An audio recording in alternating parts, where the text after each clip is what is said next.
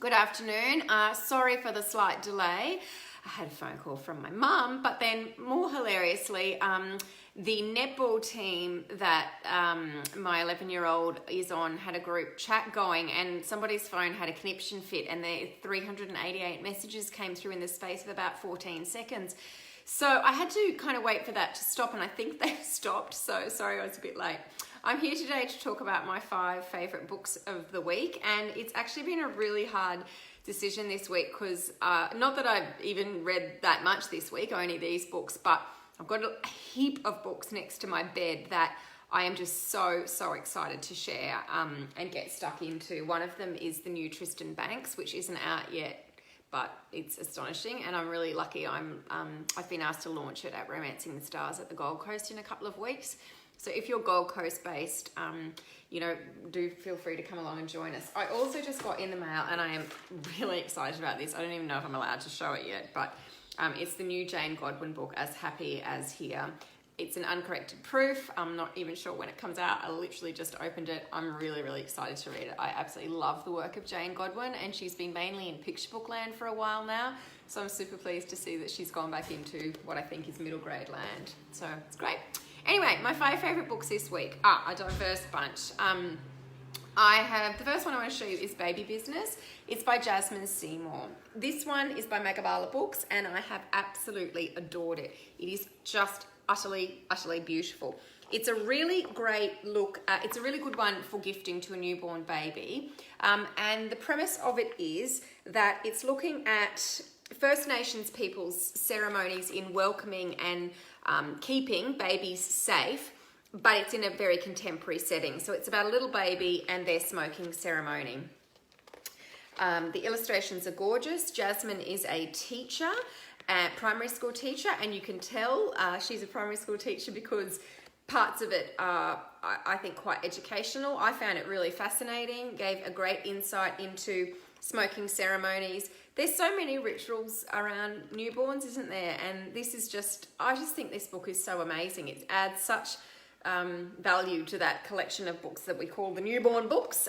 This would be a great one for gifting, but it's also a really good one to have on your library shelves as a look at different ways of welcoming babies and keeping babies safe. Just adore it. The illustrations are beautiful, and I read online through the week that she created them digitally, which always fascinates me. All right, the next one that I have got is Eco Ranges by Candice Lemon Scott. Absolutely love this series. This is the first one in what will be a series of 3. The second one, which is called Microbat Mayhem, there's an image of it there, will be out quite soon. And then the third one, I don't know when that one will be out, but it's going to be a 3-part series. It's about Ebony and Jay, 2 really good friends. They're about 11 or 12, and they live in a seaside town, and they have this really, I think, idyllic childhood in that they have a fair bit of freedom. They ride on their bikes all around the place. It reminded me of my brothers and I and my sister riding around the streets of Barden growing up. I used to love it. I used to pretend my bike was a horse. I really enjoyed riding around on my bike in the neighbourhood. And Ebony and Jay do a lot of that. They are really interested in issues facing the environment and wildlife in their local area. And in each of and they affectionately call themselves the Eco Rangers. In each of the 3 books, a different animal is going to be introduced. And in this one, you can probably tell it's a pelican. So in this one, Ebony and Jay are out, I think, riding their bikes, and they come across a pelican, and he is covered in oil, and he's clearly being involved in some sort of an oil spill. They know they need to get him to the local conservation centre, and they take him there, and then they're asked to help the vets clean up this pelican. They affectionately call him Poseidon, which is apt. And they're involved then in the cleaning up of Poseidon and then his rehabilitation and release back into the wild. I really like a few things about this book. It's slightly older protagonists in that I think I said they're 11 or 12, but it's aimed at maybe about a grade 2 level of reading, and I think it's really nice for younger readers to read about characters who are slightly older than them. It gives them something to aspire to and somebody to look up to. I really like the way the children are given agency in this series. The parents are far removed from any of the action, as are pretty much all adults except the vets at the conservation centre, and the children really drive the action. And look, parts of it may seem to an adult reader unrealistic in that, I don't know, do we let our children ride bikes around unsupervised? I kind of do, but no, I don't. Child safety, I do not. They do have a fair bit of freedom, but I really like that about this series. It is, yes, Kim, Kim, you took the words out of my mouth. I talked about Fish Kid a little while ago on 5 on Friday, and I absolutely had that same thought, Kim. I thought this would be perfect for a follow-up read. For those of you who really enjoyed Fish Kid, this one is in that same vein. It's about the same level of reading, and it's a really good adventure. Beautiful sense of community, really nice friendship between a boy and a girl. Bit of a mystery, really enjoyed it. It's really tightly written. Well done, Candice Lemon Scott. What am I going to talk about next? I think I'll talk about Young Dark Emu next. So many of you will know the writing of Bruce Pascoe, either through things like Mrs. Whitlam, which is one of my favourite books about horses. Christy Aitken, I can see that you're on there. I really like Mrs. Whitlam. Might be a good one for Sophie to read. Actually, stay in there, Christy, because I am talking about another horse book in a tick. Megan, yes, it would also be good for struggling older readers if it's at a year 2 level. Yeah, it would be. It would be really good for older struggling readers. There's enough in there to keep them really entertained and their attention held. So I've loved the work of Bruce Pascoe for a long time. He is an Indigenous writer, and his books just have this gentle quality to them that is, I can't quite put my finger on how he does it, but his books have just this gentle rhythmic quality to them, and they're beautiful. Anyway, so he wrote Dark Emu, the adult version, quite a few years ago now. I think maybe in about 2014 or 15. I have read Dark Emu. I have to admit, I found it very dense. I did find it quite a tricky read. It's non-fiction. I have a friend, actually it's my neighbour, who is an ecologist, and she's used Dark Emu and references Dark Emu, the adult version, a lot in her work around bushfire regeneration after bushfires. And I have also listened to Dark Emu, the adult version, on audio. The main reason I listened to it on audio was that Bruce Pascoe reads it, and I actually just wanted to hear his voice and was intrigued. It's really beautiful, read by Bruce Pascoe. Very, very, it kind of made me realise why he writes in that style. His voice is also very gentle. I am actually supposed to be going in about 2 hours to hear Bruce Pascoe speak. However, I do have an 11-year-old with broken arm and an unhappy 7-year-old, possibly sick. So I'm just working out if that's going to be possible, but I am meant to be going to see Bruce Pascoe speak tonight. He's in Brisbane, I just think, for this one event with Booklinks Queensland, and he's talking about this book tonight, Young Dark Emu, which is the younger reader's version of Dark Emu. So, in this book, I'm going to read you the first little introduction-y bit. It's a stunning publication, again by Magabala Books. I would never normally do 2 books by the same publisher in 1 week, but these 2 are outstanding. Throughout history, humans have looked to the night sky to help explain their existence, but the conclusions people draw from the same sky can be remarkably different. European astronomy uses constellation of stars to tell a story, but sometimes Aboriginal Australia uses the darkness between the stars. Dark Emu is a shape in the dark areas between the stars of the Milky Way. It is a different way of seeing, and there's the illustration of the Dark Emu. This is where the title comes from. So, look, where to start with this book. For those of you who have read it, you will know this is no small task to condense it into about 3 sentences. Bruce Pascoe has basically taken a look at Australian history from the time of European arrival.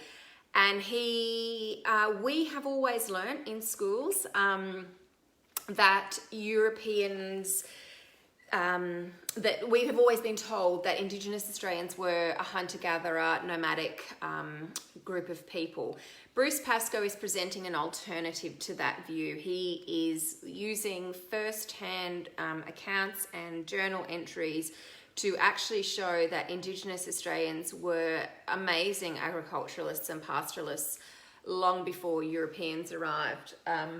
It blows my mind, this book.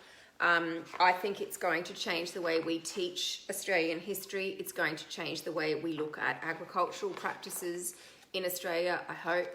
As I was saying, my neighbour has talked about this book, the adult version, in her work in bushfire regeneration.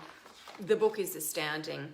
What I love about this younger reader's version, it has really distilled the main ideas of Dark Emu into a very readable format with illustrations, which, as you can see, have all been sort of ochre toned, which I really like. It's beautifully designed. I couldn't see who the designer was, but it's really beautifully designed.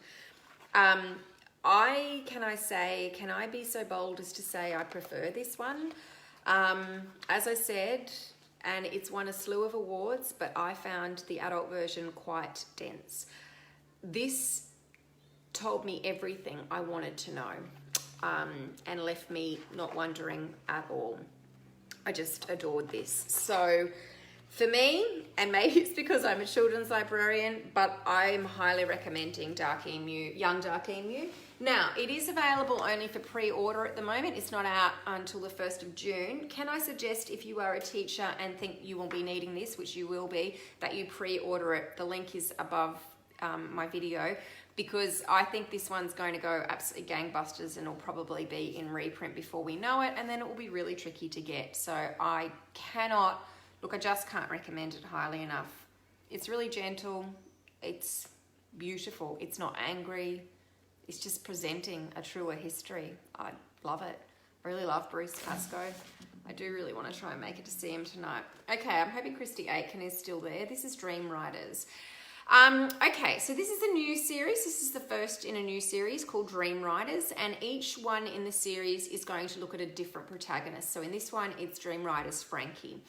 In this series, or in this first book, Frankie has moved to Mullumbimby with her parents. It was her parents' last-ditch attempt to save their marriage, I would say. They moved for a tree change from the city. Didn't work out so well for them. Mum leaves the marriage, and the story starts with Mum having moved in with her new partner, who is female, and her name is Vivian, and Vivian has a young daughter. So there's some issues of family breakdown and repartnering right at the start of this book in a same-sex relationship. And the dad is, I would say, quite depressed. Dad is sitting on the couch a lot,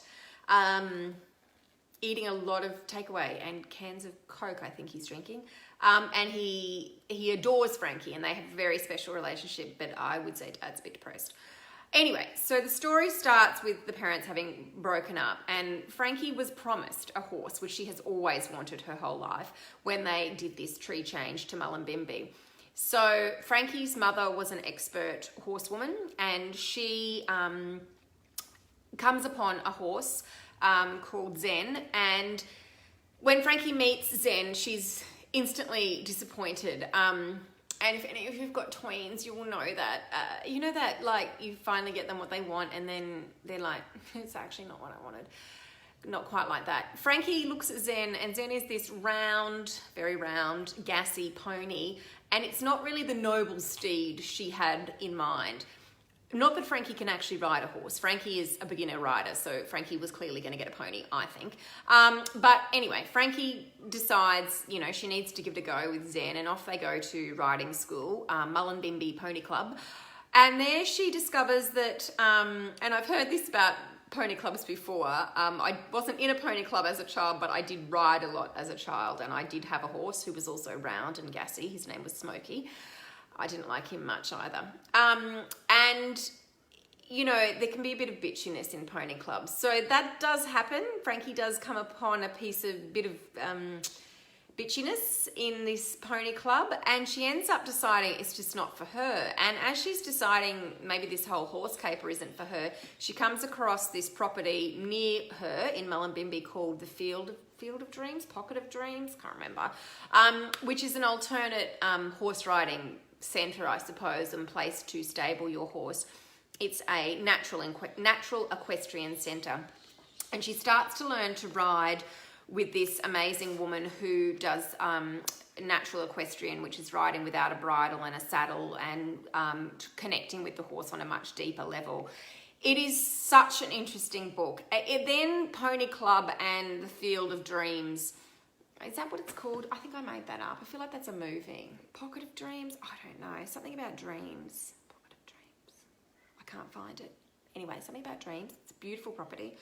And they two combine. So it's this really lovely story of horses, yes, but I don't tend to like horse books. They're not particularly great, except those by Alison Lester, Sam Wheeler, and there's one more, Alyssa Brugman, write good horse books.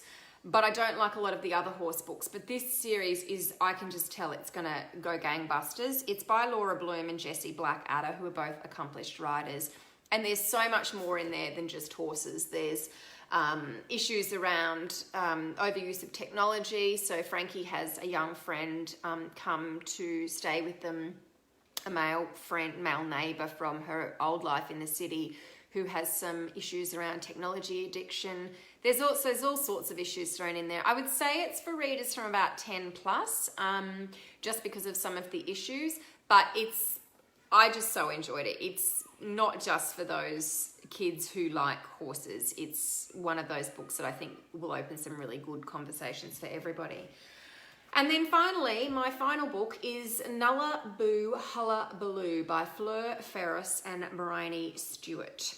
Now, again, like the horse books, I am not a massive fan of fairy books so much, mainly because of those delightful books I will not say the name of, but you all know the ones I'm talking about, the colourful fairy books, which are not written by the one author, can I just say. I swear those books are written by a group of men sitting around a boardroom table working out how to sell books. Having said that, I love fairies. So for my wedding, my mum gave me a book about being a fairy. It's called Imagine You're a Fairy. I still read it because I wanted to wear fairy wings to my wedding, and Dan didn't think that was a great idea.